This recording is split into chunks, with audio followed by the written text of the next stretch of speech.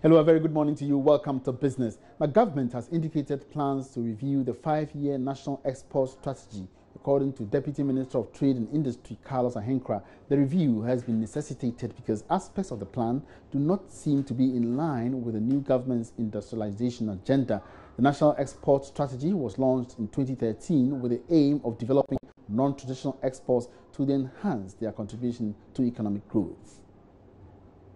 The National Export Strategy was launched in 2013 with the aim of developing non-traditional exports to contribute to economic growth. Deputy Trade and Industry Minister Carlos Ahenkra, however, explains it has become necessary to review this policy to fully realize government's agenda to transform the economy through production. Every country, I believe, has policies guiding various sectors. And of course, these policies will be, I would say, the guiding principles.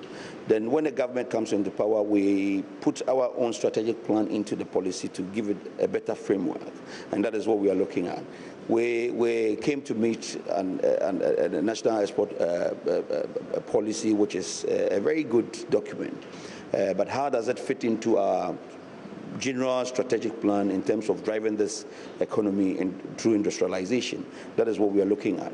We're going to review, of course, like I said, and lead the discussion in this direction by seeing how we can incorporate AGOA, the EPA, the ETLS, the CET, and of course our other bilateral and multilateral arrangements that we have with other countries. By so saying, I'm not saying it's a bad document, no, but how do we push all these mix together to get one strategic document which would beef up our strategic plan? That's what I'm looking at.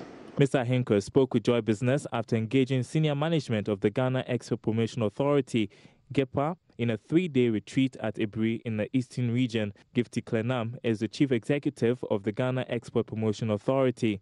We met an institution which has gone through many challenges in terms of the entire structure of the GEPA.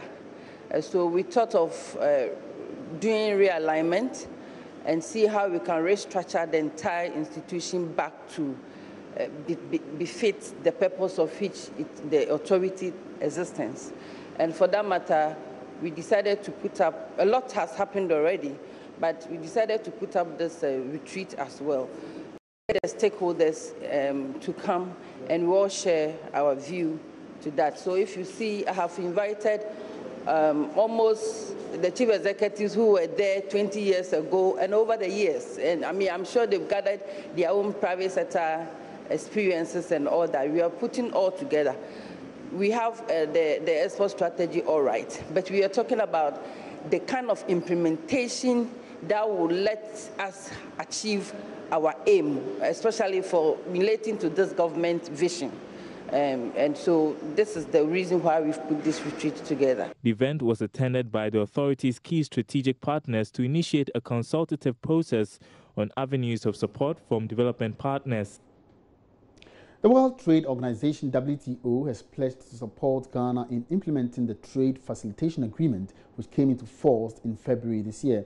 The agreement seeks to make trade easier, faster and cheaper by reducing the transaction time in international trade.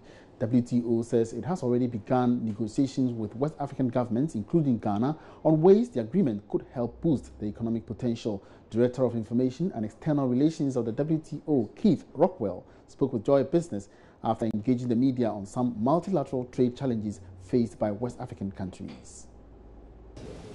Yes, absolutely. I mean, what the TFA means, the Trade Facilitation Agreement essentially is an agreement among WTO members to do away with unnecessary red tape.